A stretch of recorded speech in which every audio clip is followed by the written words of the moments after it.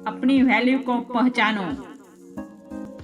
एक बार एक बड़े से हॉल में बहुत सारे लोग बैठे थे।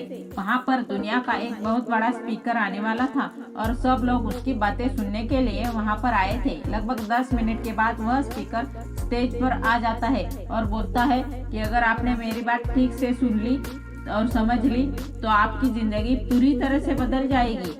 उसके बाद वह स्पीकर अपनी जेब से बिल्कुल नया चमकता हुआ 500 रुपए का नोट निकालता है और उसको ऊपर करके सबसे पूछता है कि ये नोट आप में से किसी को चाहिए। तो ये सुनते ही सब लोग अपने अपने हाथ ऊपर कर देते हैं। वह स्पीकर बोलता है, ये नोट मैं आप में से किसी एक को दूंगा, लेकिन इसके लिए आपको थोड़ा वेट करना पड़ेगा। अब वह स्पीकर उस नोट को अपनी मुट्ठी में बंद कर लेता है और थोड़ी देर तक उसको मसलता है। अब उस नए नोट में सल पड़ जाते हैं और थोड़ा पुराना सा दिखने लगता है और वह एक किनारे से थोड़ा फट भी जाता है। इसके बाद वह नोट उस नोट पर ऊपर करके पूछता है, ये 500 की नोट किसको चाहिए। इस बार भी सभी लोग अपने हाथ ऊपर कर देते हैं। तब स्पीकर ने उस नोट को जमीन पर गिरा दिया और उस नोट पर 3-4 बार पैर रख दिया। इससे वो नोट और भी पुराना हो गया और उस पर थोड़ी मिट्टी भी लगने लग गई थी।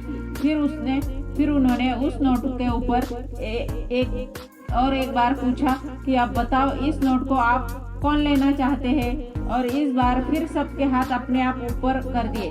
स्पीकर अब नोट को फिर से जमीन पर गिरा देता है और उसके ऊपर कूद कर उसको दोनों पैरों से रगड़ देता है। उसके ऊपर चाय भी गिरा देता है। अब नोट इतना गंदा हो जाता है कि उसको पहचानना भी मुश्किल होता है।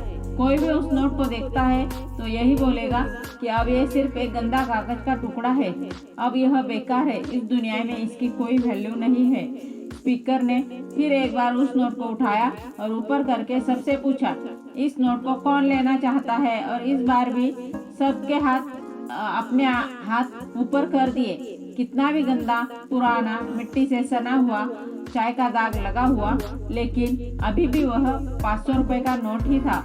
जिंदगी में कई बार बड़े बड़े झटके देती है। आप एग्जाम में फेल हो जाते हो, जॉब के इंटरव्यू के बाद आपका सिलेक्शन नहीं होता, जब आपका बुरा समय चल रहा होता है तो आप सिचुएशन का सामना कर रहे होते, उसके बाद आपको लगने लगता है कि आप सफलता के लायक ही नहीं है।